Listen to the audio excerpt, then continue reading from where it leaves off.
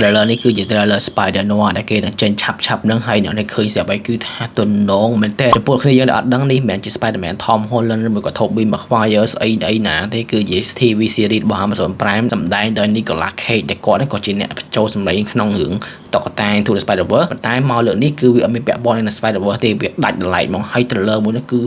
Oh my god បើតាម trailer ហ្នឹងគឺយើងឃើញថាវាសខ្មៅទាំងអស់ក៏ប៉ុន្តែ TV series មួយហ្នឹងគឺគេនឹងចាក់ក្នុងពីរប្រភេទណាទី1នេះគឺសខ្មៅហើយនឹងទី2គឺ colorful យើងមើលមួយណាចូលចិត្តមួយណាមើលមួយហ្នឹងទៅបើសិនជាយើងនិយាយពី tone រឿងឬមួយក៏អារម្មណ៍នៃរឿង storyline វាគឺគេនឹងធ្វើនៅសម័យមុនគេនឹងធ្វើវានៅសម័យ Great Depression តួអង្គ Spider-Man របស់យើងគឺជាតួអង្គដែលចាស់តួអង្គដែល grumpy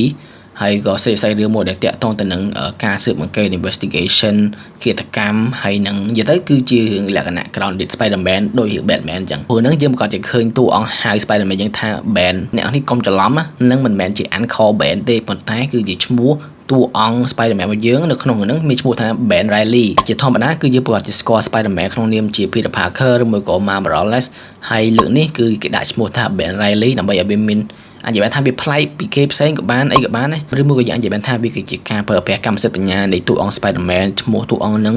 នៅក្នុង TV series អញ្ចឹងទៅសិនយើងនិយាយពី origin ឬមួយក៏ឈ្មោះដើមនៃតួអង្គ Ben Reilly នេះហ្មងគឺមិនមែនជាឈ្មោះរបស់ Spider-Man Noir ទេឈ្មោះ Spider-Man Noir គឺ Peter Benjamin Parker ក៏ប៉ុន្តែ Ben Reilly នេះបើតាមខ្ញុំស្គាល់គឺជាឈ្មោះរបស់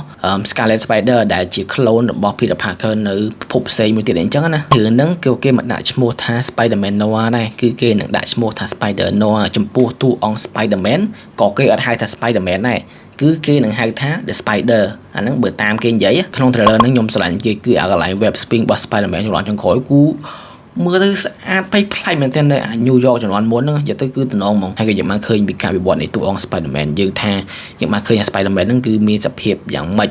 មិនមែន Spider-Man វ័យជំទង់ទៅតែរៀនចប់ទៅតែចូលធ្វើការធ្វើអីទេគឺជា Spider-Man ដែរចិត្តរៀងចំណាស់រៀងអីចឹងណាហើយយើងក៏បានឃើញតែតួអង្គមួយចំនួនទៀតដូចជា Kate Hardy ដែលប្រហែលជា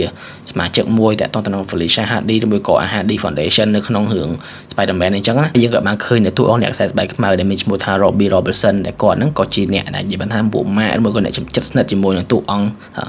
Ben Reilly ដែរតាមអ្វីខ្ញុំដឹងតួអង្គចិត្តកកក្នុងហ្នឹងគឺតាក់ទងទៅនឹង Silverman ហើយនឹង Sandman ក៏តែយើងអាចនឹងឃើញ tease តួអង្គផ្សេងៗទៀតមកដូចជា Vulture អញ្ចឹងណាហើយបើចំពោះតួអង្គចិត្តកកទាំងអស់ហ្នឹងក៏វាមិនដូចគ្នានៅក្នុងអា gallery របស់ Spider-Man ពីមុនដែលថា Sandman ប្រើខ្សាច់យ៉ាងណាអាចនឹងមានលក្ខណៈរៀង grounded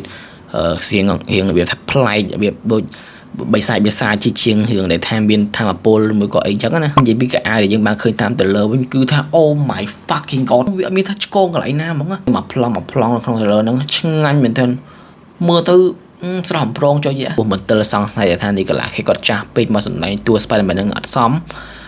យើងបានឃើញអស់គ្នាថាតំណងមែនទែនសូម្បីតែខ្ញុំគិតដំបងខ្ញុំគិតថាចាស់មែន but he did a really good job ហើយខ្ញុំសង្ឃឹមថារឿងហ្នឹងគឺល្អមើលរំពឹងខ្ពស់ខ្លាំងមែនទែននិយាយទៅហើយចំណងជើង trailer ហ្នឹងគេបានដាក់ថា authentic black and white និយាយទៅយើងអាចនឹងឃើញ colorful color trailer មួយទៀតចាំមើលទាំងអស់គ្នាទៀតហើយអ្នកនរដែលមើលហើយមានចំណាប់អារម្មណ៍មិនដែរអាច comment ប្រាប់ផងមានតែប៉ុណ្្នឹងទេសានភាព